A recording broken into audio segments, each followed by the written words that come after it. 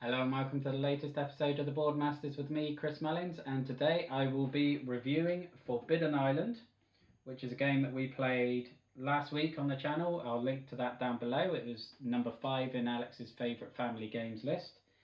And as ever, the review will follow the 5 core categories. Couldn't think of the word then. So it'll be art style and theme, component quality, accessibility, replayability, and gameplay. And with that being said, let's dive straight in. So in terms of the theme, I absolutely love it in this game. So basically, you are a team of adventurers who have come to the Forbidden Island to find the 4 treasures hidden by the Archaeans, which control fire, earth, wind, and water. And it is your job to locate those treasures and escape the island before the island sinks into the ocean and basically kills you all.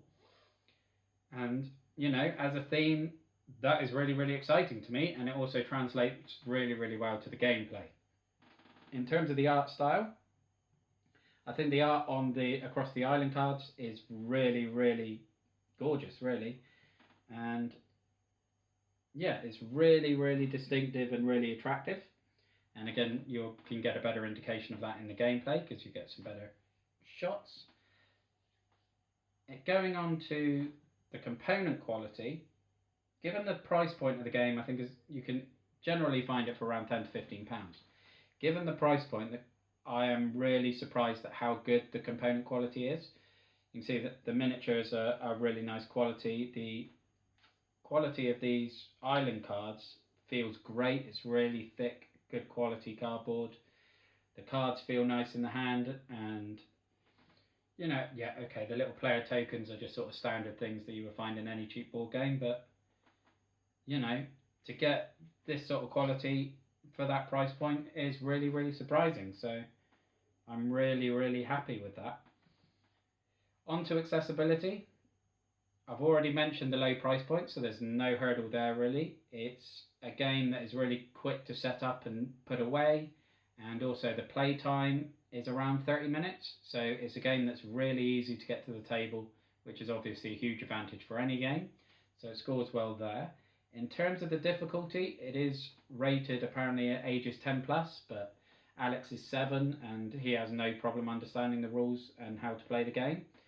So again, it is a game that is relatively easy to learn and just scores big on accessibility as well. In terms of the replayability, it's going to be the same sort of message to what I gave in yesterday's review of Quaxer Quedlinburg and last week with Baron Park, in that every game will always be fundamentally different because you shuffle up these island cards, so they're always going to have a different island layout. And then you're going through the treasure deck, which is obviously shuffled regularly, so the order of the treasures and when the Water Rises cards comes out is going to be different every time. And then you've got the deck of flood cards, which tells you which parts of the islands are flooding and then sinking, and obviously that's shuffled continuously, so every game will be fundamentally different. However, every game you are doing essentially the same thing in that you're moving around, shoring up flooded areas, exchanging treasure cards in an attempt to retrieve these treasures and escape from the island, and you'll be doing that every single time. So although every game is fundamentally different, it doesn't necessarily feel different because you're doing the same sort of things. And so, you know, your mileage for the game is really going to depend on how much you enjoy that core gameplay. But I really, really do enjoy it. And with that said, let's dive into the gameplay. So basically, as I've mentioned, this island is going to start flooding and sinking, and if you want a better indication, check out the gameplay. But you'll go through your flood deck and you'll be turning over parts of the island as they flood, and then as you're going through the treasure deck, trying to find the 4 cards you need to retrieve these treasures from their various temples. In the treasure deck they have Water Rises cards, which, as it says, it raises the water level, which means any cards you've drawn from the flood deck get shuffled and put straight back on top of the deck, which obviously then increases the likelihood of those cards coming straight back out. And if those cards come out whilst the card is flooded, that is then removed from the game and that is how the island starts to sink, because you start needing to negotiate yourself around gaps and holes.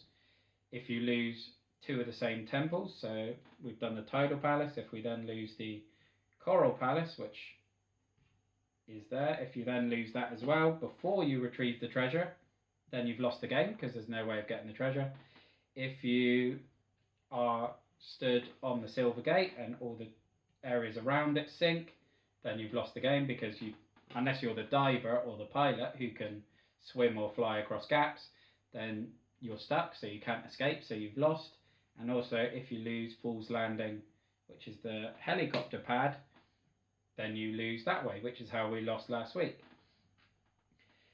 So there's lots of things, lots of different ways to lose the game, and it builds a great feeling of excitement and tension for me personally. It very much feels like tower defense game like Castle Panic that we featured on the channel back in March, where you're always on the back foot, you're always on the defense, you're always trying to, you know, which areas of the island can you allow to sink while you focus on shoring up and keeping certain areas safe, so that, you know, you don't lose a temple, you don't lose Fool's Landing, you don't all go across to the other side of the island and leave one side to flood and sink completely with no one there to shore it up.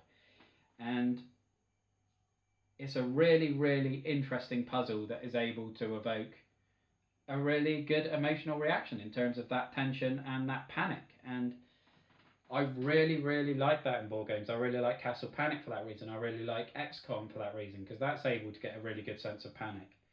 So whilst it looks pretty basic and it's easy to learn and everything, it is a game that I really, really, really enjoy. And that's pretty much everything, really. It's a game that I would highly, highly recommend. It does have, one thing I should mention in terms of the replayability, there are 2 sequels in Forbidden Desert and Forbidden Sky. I haven't played either of those. From what I understand, Forbidden Desert is well rated. I don't think Forbidden Sky is rated as highly, but again, it's a completely subjective thing, so just because a game's not rated particularly well doesn't mean you won't enjoy it. But I would definitely recommend you checking this one out.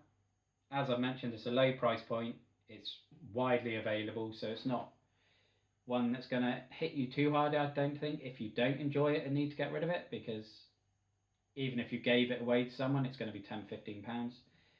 But I do think if you enjoy that sort of puzzle element, the cooperative, which we love cooperative games, working together to solve the puzzle, and with that feeling of tension and panic and fighting against losing odds, I think you will really enjoy Forbidden Island. And yeah, because of the theme really complementing the gameplay style, it elevates the game for me beyond what is a pretty basic look. And you know, it doesn't look spectacular on the table, it doesn't win you over with, although the minis are nice, it's not like huge bits of plastic moving all around the board and things like that. So it has to win you over with its gameplay and its theme, and they complement each other brilliantly. So we really, really enjoy this game, and for me it is an 8.5 out of 10. And well, that is my review of Forbidden Island basically. So hopefully you enjoy the game, hopefully you like the review, and hopefully you'll check out the gameplay video. But let me know how you feel about the game down below, and if you decide to pull the trigger and go for the game off the back of this review, that would be something that would be fantastic for me to hear, to be honest. I would love to have the indication that I've persuaded someone to dive into a game that they then really enjoyed. And I will feel terrible if I convince anyone to buy a game and then they hate it. But apologies if that does happen. But that is my review of Forbidden Island, so I will leave it there. And again, thank you very much for watching. Look after yourself, stay safe, and have a good one. Thank you. Bye-bye now.